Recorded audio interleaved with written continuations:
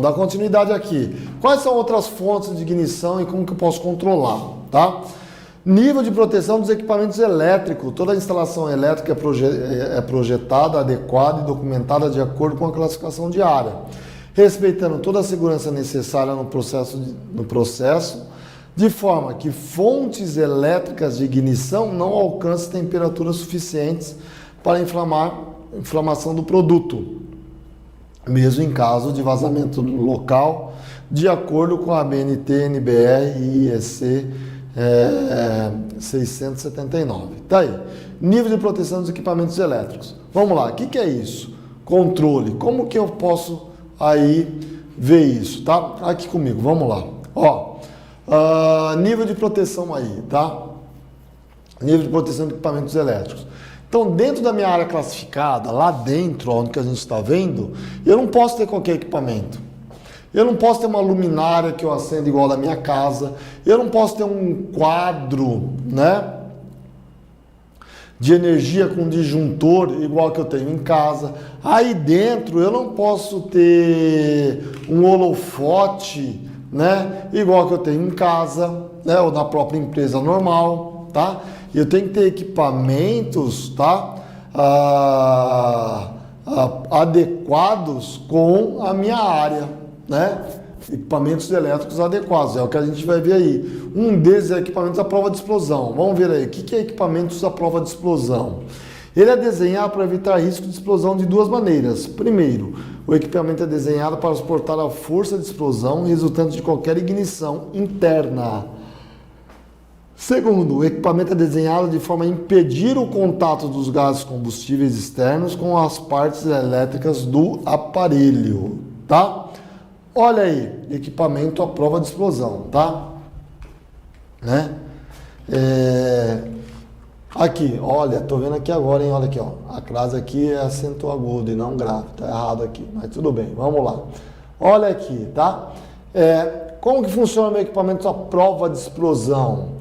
Eu não posso confundir equipamento à prova de explosão com equipamento intrinsecamente seguro, tá? Então, meu equipamento à prova de explosão, o que é? Tá vendo isso daqui, ó? Tá? Esse equipamento, imagine só, isso aqui é um quadro elétrico, vamos dizer que fosse um quadro elétrico, tá? O gás que é gerado na minha linha de produção, né, ou vapor que se solta do líquido inflamável ou combustível, e acontece, ele não entra aqui dentro. Aqui os comandos, aqui o sistema elétrico aqui é igual comum, igual a qualquer outro, tá? Só que a carcaça que envolve esses comandos, aí é diferente. Então, o gás ou o vapor, tá, ele não vai entrar aqui dentro. Por quê? Porque o pessoal chama ele que eles são blindados, mas é a prova de explosão que fala, tá? Porque o equipamento é blindado, como o pessoal fala por aí. Ele não entra esse gás, tá? Ele não entra. Mas, Chico, existe a possibilidade de entrar? Não existe. Mas e se entrar? Se entrar o gás, ele vai ter explosão. Aí ele vai ter em contato com esses aqui, equipamentos elétricos aqui, e ele vai explodir. Só que não vai ter a reação em cadeia, ele não vai passar disso. Porque a parede desse equipamento, ó, ele é tão grosso, a parede é tão grossa, melhor dizendo, né? É tão grossa que não gera reação em cadeia, vai explodir, mas vai explodir aqui. E para isso eu tenho o quê? Eu tenho tanto painéis elétricos, que a gente vai ver aí, como eu posso ter aqui holofotes, como eu posso ter aqui luminárias, tá? Olha aí, ó, né? Os nossos equipamentos. Vamos estudar um pouco aqui. Todos esses equipamentos têm que ter essa denominação aqui, ó, EX, significa que ele é ou intrinsecamente seguro ou ele é a prova de explosão, tá? Tá aí. Olha aqui, isso aqui é um painel elétrico, tá? Ao invés de eu estar vendo aqui os disjuntores, onde que eu vou baixar, né? Eu poderia estar vendo os disjuntores aqui, ó, ao invés de ser disjuntores, ó, são esses, não sei exatamente como chama isso tecnicamente, né? Mas, tá vendo aqui, ó, são essas alavanquinhas aqui, ó, tá? Seriam os disjuntores. Vê como ele é muito mais robusto aqui, a placa, né? O painel elétrico, tá? Então, ele não vai entrar gás. E se entrar, vai haver explosão e essa explosão vai fazer com que ele não gere a reação em cadeia. Aqui, ó, é uma outra luminária. Olha essa luminária aqui, tá? Também é a prova de explosão, né? O que eu falo nos outros grupos lá, tudo mais e tal. Chico, essa luminária, pô, eu tenho lá na minha chácara, lá no meu sítio, lá no meu rancho. Não, não é igual do teu rancho, não é igual do teu sítio, não é igual da tua chácara. Por quê? Porque essa luminária, brincando, é mais de R$1.500, R$2.000 cada uma. E não existiria necessidade nenhuma de você colocar esse tipo de luminária lá, né? Porque lá você não vai ter, né? É claro que tem um bafo de pinga que você deve soltar, né? Mas esse bafo de pinga não vai fazer a explosão aí, tá? Vai estar abaixo do limite inferior de explosividade. Bom, todos esses meus equipamentos à prova de explosão tem que vir com uma placa como essa, que vocês estão vendo aqui, né? E vai vir um código. O código, o número de série, tem um certificado, o número do certificado, eu tenho que guardar um certificado disso, certificado mesmo, em papel, e lá no certificado vai ter essa numeração aqui. E vai falar como esse quadro ele é construído e qual é a zona que ele pode ser utilizado, se é zona 0, zona 1 ou zona 2, tá? E aí, ó, tá vendo aqui que ele vem, ó, BR de Brasil e, ó, EX. Significa que ele é para ser utilizado, ele pode ser utilizado, né, em atmosferas explosivas, tá? Desde que esteja aí, vai ter que ver se ele pode ser utilizado na zona 0, 1 e 2. Vamos falar um pouco sobre isso aí depois, tá? E aqui o D é a denominação dele, tá vendo, ó? Então tá aí, eu tenho que ter essa etiqueta falando tudo isso. Ó, então aqui é um quadro elétrico, como se fossem os disjuntores aqui. Aqui eu tenho uma luminária, né? Opa, passei demais aqui. E aqui, ó, é um acionamento de uma bomba, tá?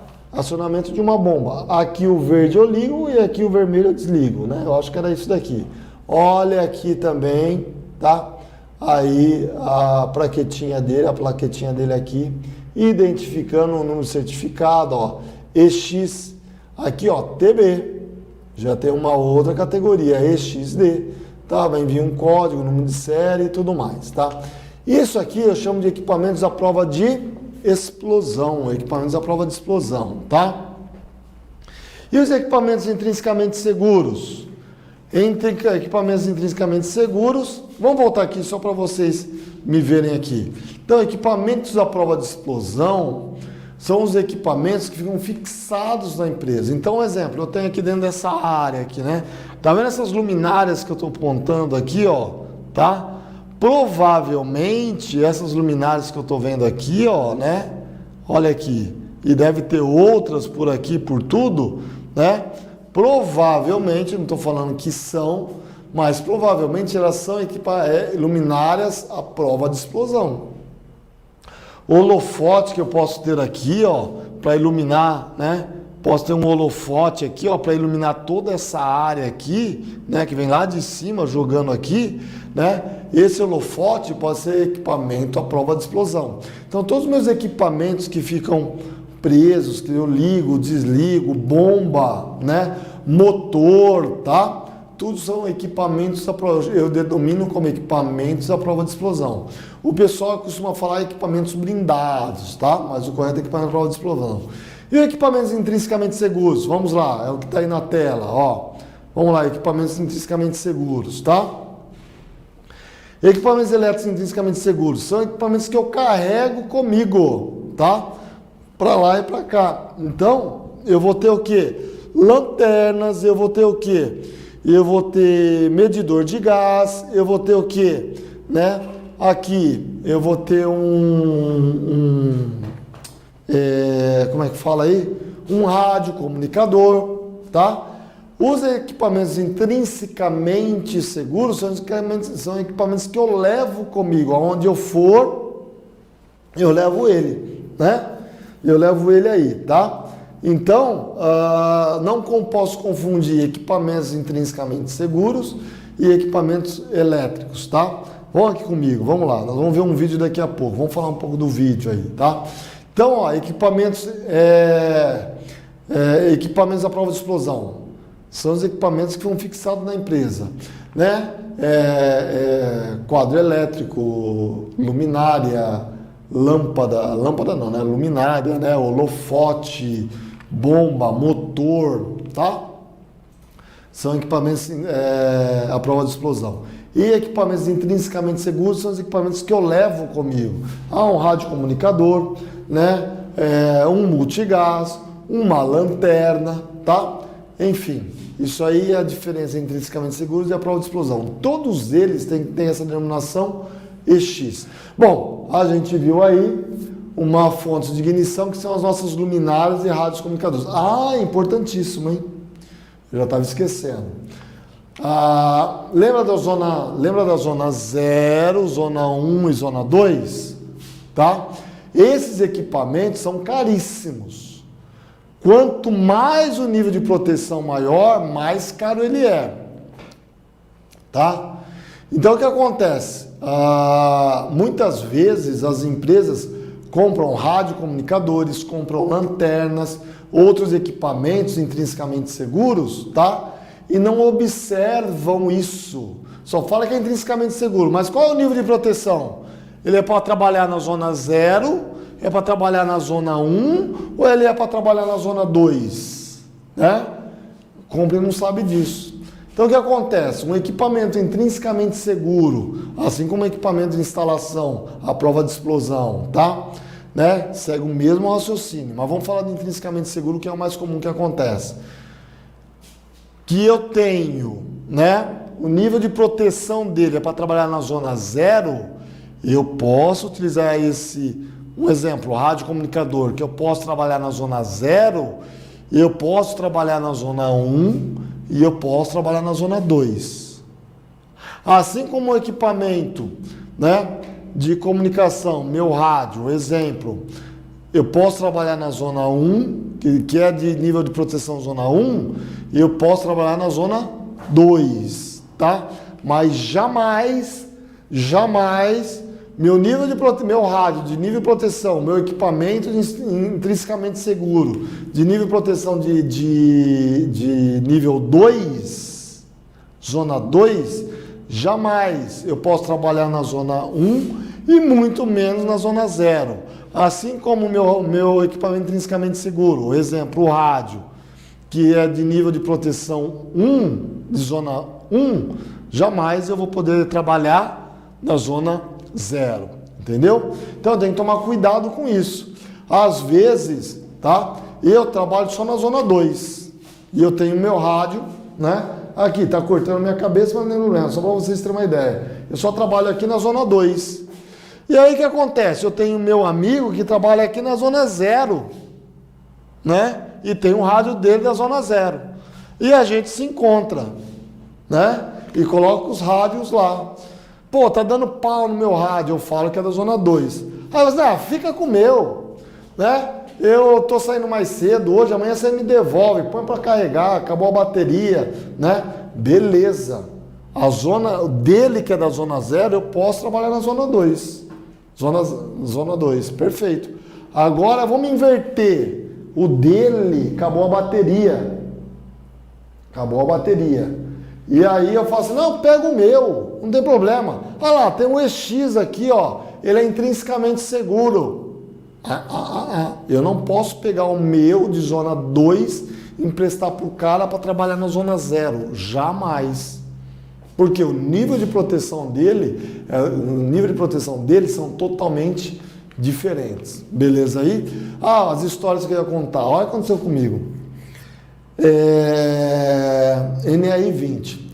Uma empresa, né, pediu para mim, para eu fazer, né, não só eu, fui eu, mas um engenheiro, mais um outro técnico, nós estávamos em 3, né, para fazer um treinamento de NRI 20, passar para os técnicos de segurança da empresa, tá? Só que todas as imagens, o conteúdo tinha que ser baseado na empresa, tá?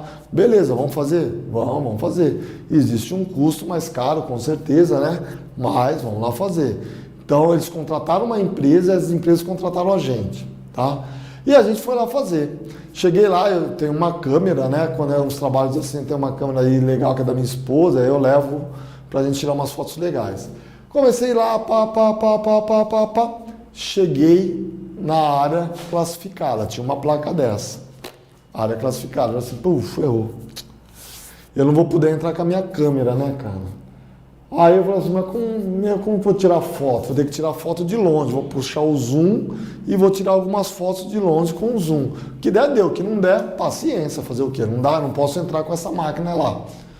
Quando eu comecei a tirar as fotos dos painéis, dos quadros elétricos, eu puxava o zoom, quadro elétrico aberto, escancarado, pá, né? Puxei uma luminária comum, igual dessa que a gente tem em casa. Eu falei assim, mas peraí. Eu tenho uma placa indicando hora classificada, mas o sistema de elétrico dele é totalmente deficitário, entendeu? Não tem nada a ver, né? Aí eu quis entrar. Cheguei lá, né? Tinha o supervisor de área, eu falei assim, eu preciso tirar umas fotos e tal. Aí o cara, aqui era classificada, essa máquina aqui não pode entrar. E o cara tava com rádio, mais essa. E o cara tava com rádio. Aí eu virei e falei assim, sei, tá. Eu vi a placa, cara, mas vocês estão de acordo aí de acordo com determina a norma, né? O nível de proteção dos equipamentos elétricos, é a prova de explosão, o teu rádio é intrinsecamente seguro, o cara já viajou na fita. O cara já nem sabia o que eu estava falando, né?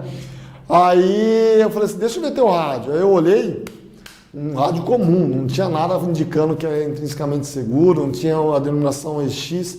Aí eu expliquei para ele, né, numa boa, tranquilo, né, sem querer ser arrogante. Olha, funciona assim, funciona assado. Eu sei que tem uma placa aí, provavelmente deve ser para espantar os curiosos e tudo mais e tal. Cara, mas só o rádio que você está utilizando não está de acordo, tá? Os painéis, tá vendo? Ó, aquele painel tá aberto, cara. É um painel comum, aberto, escancarado, entendeu? Então, conclusão, o nível de proteção nenhuma, não existe. O mais perigoso, eu tinha que ter medo de entrar aí.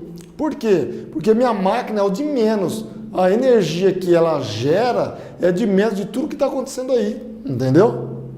Então, existe a possibilidade de eu entrar, né? Eu vou rapidinho, você já até me orienta, você vai junto comigo, ver onde que existe mais vazamento, onde pode ter vazamento do líquido inflamável, que pode ter vapor e tudo mais, e onde eu puder eu não entro. Onde puder, que é mais tranquilo, eu vou tirando a foto, pulso junto de longe e tal. Beleza, aí o cara me acompanhou. Então, existe isso, né? Às vezes os caras colocam umas placas lá, mas internamente está totalmente em desacordo. Colocamos lá o treinamento, né? Fizemos treinamentos, do jeito que eu expliquei para vocês aqui, tanto nós somos divididos nesse treinamento, né? Tanto eu como teve um engenheiro que participou, mais um outro técnico, e a gente chegou a passar isso aí tudo para eles, tá? Beleza? Vamos ver aí outra fonte de ignição. Vamos lá. Faísca. Faísca é uma fonte de ignição, concorda comigo? O impacto de uma ferramenta contra uma superfície sólida pode gerar uma alta temperatura momentânea, em função do atrito capaz de ionizar os átomos presentes nas moléculas do ar, permitindo que a centelha se torne visível, tá? Normalmente essa temperatura gerada é estimada em torno de 700 graus Celsius. Aqui comigo, vamos lá. Então a ferramenta comum, eu utilizando, né? Apertando um parafuso, né? Apertando uma chave de boca, apertando algum parafuso, caiu da minha mão. Estou em cima de um andaime, fazendo essa manutenção. Um alicate, ela caiu. Do jeito que ela cai, ela vai bater no andaime. Até chegar no chão. Conclusão, né? Essas batidas que ela dá, né? Que ela vai dando até chegar no chão, podem gerar faísca. Essa faísca pode chegar até 700 graus Celsius. Nós vamos ver daqui a pouco um exemplo, a graxa. Se eu não me engano, posso estar enganado, vamos lá. É mais ou menos graxa comum, graxa normal. Não estou falando nada de uma graxa especial, altamente inflamável. Graxa normal que você compra aí para engraxar aí a peça, rolamento e tudo mais, comum. Uma faísca de 700 graus Celsius pegar nela, ela tem alta ignição.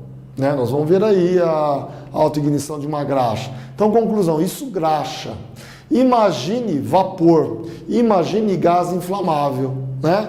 Ou imagine só um vazamento que eu tenho na minha tubulação, que eu já também cansei de ver, né? Às vezes em usinas de açúcar e álcool, eu vejo lá, pingando na tubulação, eu vou lá e coloco a mão, já só para ter certeza, né? Vou lá, álcool. Falo assim, porra, meus caras pingando álcool, cara. É igual goteira de torneira, como pode? Mas enfim, existe. Imagine só ter uma ferramenta dessa caindo, gerando uma faísca de 700. É explosão, na certa, né? Bom, tá aí as faíscas, vamos lá, né? E aí, como que eu vou controlar essas faíscas? Através de ferramentas não faiscantes. Faiscantes, tá? O que é isso? São ferramentas especiais que não faiscam, são feitas de bronze ou liga de cobre ou berílio. Essas ferramentas são conhecidas como não faiscantes. No entanto, é possível para elas emitirem faísca no impacto com outras superfícies. Porém, a energia da faísca é tão baixa que é incapaz de provocar ignição, tá? Olha elas aí, tá? Então eu vou ter o quê? Chave de boca, marreta, talhadeira, alicate, grifo, né? Martelo, enfim, né? Turquesa, tudo que vocês imaginarem de ferramentas, né? Antifaiscantes ou não faiscantes, tá? Nós vamos ter aí, tá bom? Quem fez treinamento comigo de espaço confinado já viu isso daí. Assim, pô, eu já vi isso em algum lugar. Poxa, Chico, você está falando de novo disso? Sim, por quê? Porque lá a gente falou em espaço confinado. Aqui a gente está falando em NR20. Então é o mesmo conteúdo, tem algumas coisas que se repetem. Beleza? Compressão adiabática. O que é isso, Chico? Que nome é essa, diabática? Compressão adiabática. Vamos dar uma lida aí no texto e a gente já fala a respeito dele aí. Ó, toda vez que um gás ou vapor é comprimido, vamos falar sobre isso, em um sistema fechado, vamos também falar que é um sistema fechado, ocorre um aquecimento natural. A gente já falou um pouco sobre isso, tá? Então, toda vez que um gás ou um vapor é comprimido em um sistema fechado, ocorre um aquecimento natural.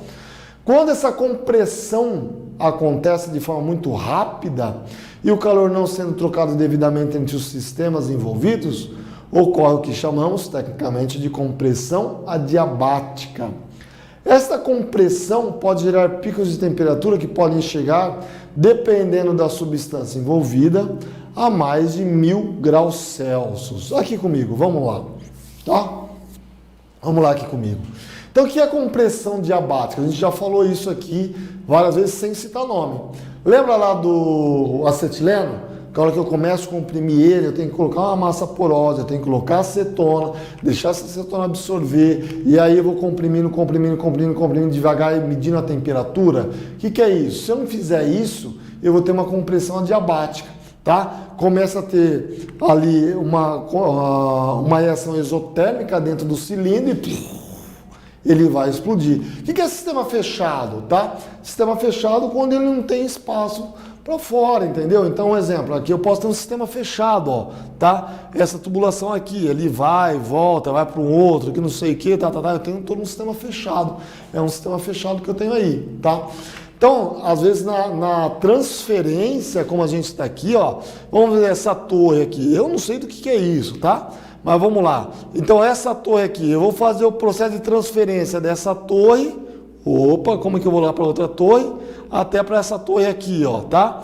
Conclusão, né? Eu tenho um sistema fechado aí. Se eu não controlar a velocidade que eu transfiro esse gás, se esse gás ou esse líquido é inflamável, principalmente o gás, né, inflamável, se eu não controlar a velocidade que eu estou fazendo o transporte aí, a transposição desse gás, né?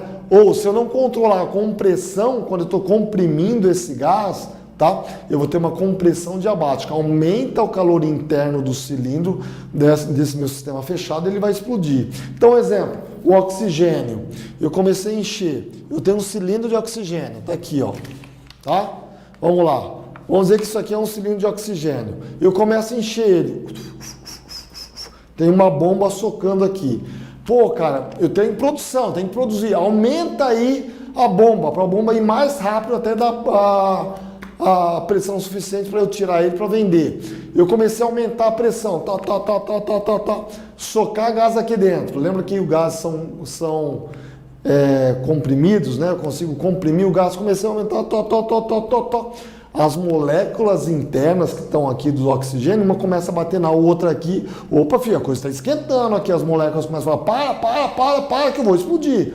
Aumenta a pressão interna do cilindro ou do meu sistema fechado, que a gente já acabou de saber o que é, desse gás ou vapor, vai aumentar aí a pressão interna, o calor vai aumentar, chega uma hora que vai explodir. Então, isso é como pressão adiabática. Então, adiabática, tá? Então, o que eu tenho que fazer? Eu tenho que controlar a forma que eu estou transportando esse gás de tubulação para tubulação, porque também se for muito rápido pode acontecer isso, e o enchimento dos cilindros, ou do meu sistema fechado. Como que eu faço o controle disso? Vamos lá ver. Olha aí, tá? Monitoramento, tá? Eu tenho que monitorar a temperatura durante o enchimento de cilindros ou o fluxo de gases e vapores nas tubulações ou em um meu sistema fechado, né? Às vezes um simples, como vocês estão vendo aí na lateral, né, essa foto, às vezes um simples termômetro de laser eu consigo aí, né, monitorar. Antes da pandemia, poucas pessoas conheciam esse termômetro aí, não sabiam nem como existia, né, como que funcionava. Hoje isso daí virou carne de vaca, todo mundo sabe como que é. Mas nas empresas, já era muitos anos atrás, mais de 10, 15 anos atrás, já se utilizava esses termômetros. Então o que eu vou fazer? Eu vou monitorar através da temperatura o fluxo dos gases e vapores nas tubulações, ou nos meus enchimentos, dos meus cilindros, ou do meu sistema fechado, tá? Beleza aí?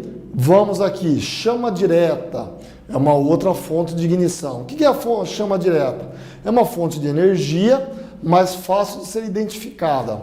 Algumas chamas oxicombustíveis podem atingir temperaturas variando de 1.800 a 3.100.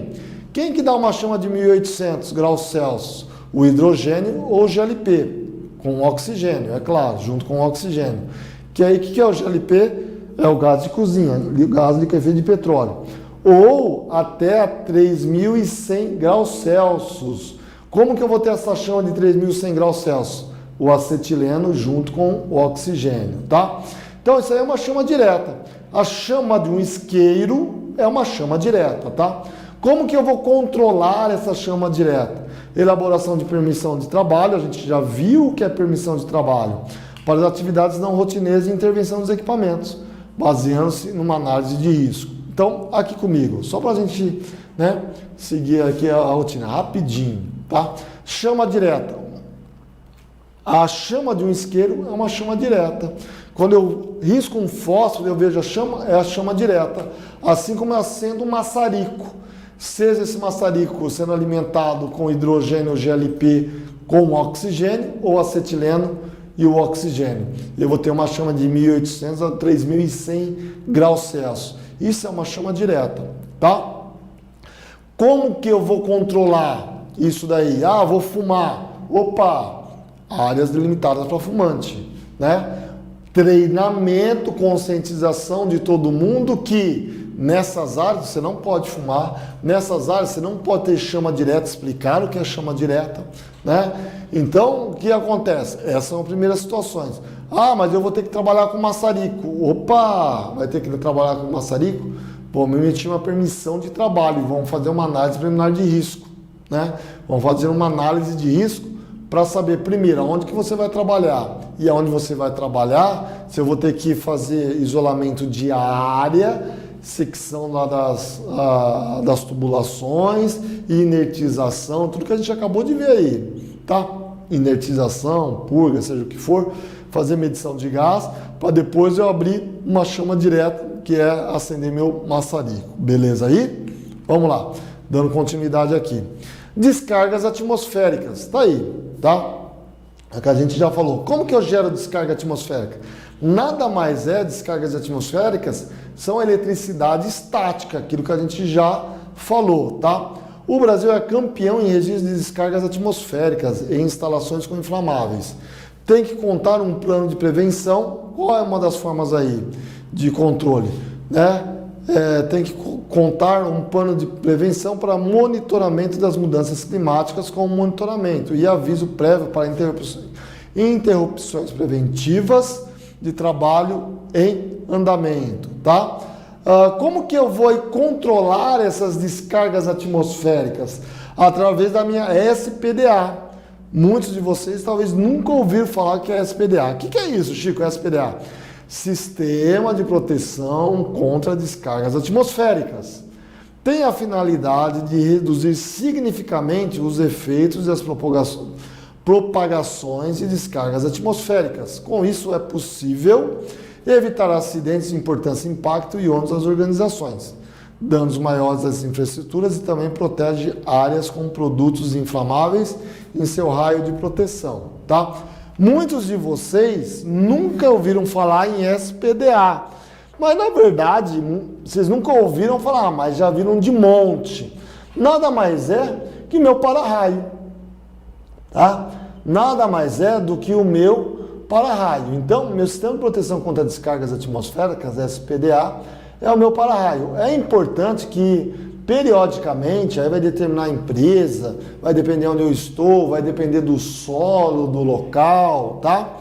Eu tenho que fazer uma verificação, eu tenho que fazer uma inspeção, né, de todos esses meus componentes do meu para-raio, tá? Por quê? Para saber se ainda ele está sendo eficiente ou não. Dependendo como for, eu tenho que até ver aqui, eu acho que chama ohms, alguma coisa assim, não lembro agora, tá?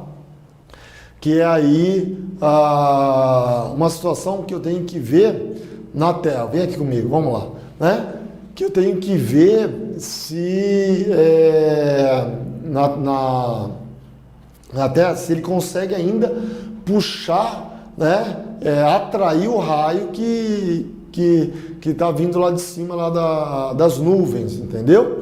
Então, sistema SPDA é um controle através que eu consigo controlar as minhas descargas elétricas, tá? De descargas aí de tempestades e tudo mais, tá? Vamos lá, dando continuidade aqui, finalizando quase esse bloco aí já. Vale ressaltar que em todos os casos citados acima, as temperaturas geradas são muito maiores que as temperaturas de alta ignição, tá? A gente já aprendeu que a temperatura de alta ignição. O que é alta ignição? Se uma substância chegar na temperatura dela de alta ignição, a hora que chegar na temperatura ela vai explodir. Da maioria das substâncias inflamáveis existentes. Exemplo, graxa comum, 500 graus Celsius. Lembra lá que eu acabei de falar, se cair uma chave e essa chave bater, ela vai gerar 700 graus Celsius, a fagulha dela? Então, uma graxa comum, tá? Vai ter quanto? 500 graus Celsius. A gasolina, 400 graus Celsius. Metanol, né, e etanol, praticamente são parecidos, tá? 385 graus Celsius. O etanol, 380 graus Celsius. E o querosene? 210. Aqui comigo, tá? Então, o que acontece? Por isso que eu tenho que controlar minhas fontes de energia perigosas, tá? Minhas fontes de ignição, perdão. Fontes de energia perigosa é outra coisa. Fonte de ignição. Por isso que eu tenho que controlar. Por isso que eu tenho que usar, dependendo da área que eu estou trabalhando, né, ferramentas não faiscantes, tá? Faiscantes, né? Por quê? Lembra que eu falei? Só o fato da chave cair, né, uma chave de boca, um alicate, uma chave de fenda, cair, você está em cima do andame e ela vem batendo, tal, vai gerar uma fagulha de 700 graus Celsius. E uma graxa comum que eu compro aí em qualquer casa, né, que eu vou utilizar para engraxar rolamento, alguma coisa assim, se ela tiver contato com uma temperatura de 500 graus Celsius, ela vai se inflamar automaticamente, entendeu? Beleza aqui? Tranquilos? Terminamos essa primeira aí, fontes de ignição e seus controles, e aí vamos partir para a próxima, tá bom? Vamos nessa.